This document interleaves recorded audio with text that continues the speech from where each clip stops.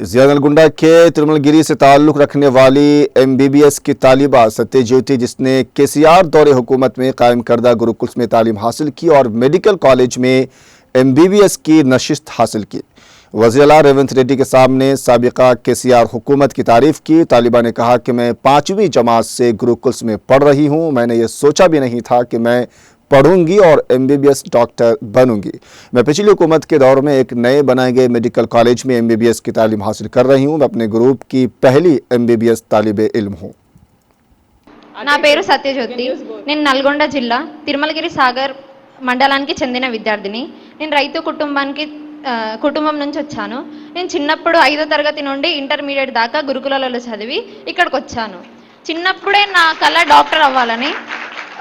గురుకులాల్లో చదివి డాక్టర్ అయితానో లేదో తెలియదు, అంటే గురుకులాల్లో చదివి డాక్టర్ అయితానో లేదో అని అనుకునేదాన్ని. కానీ ఇప్పుడు ఎంబీబీఎస్ అవుతున్నానంటే నేను డాక్టర్ అయితాను అనిపిస్తుంది. నాకు ఒక చిన్న నమ్మకం ఉంది.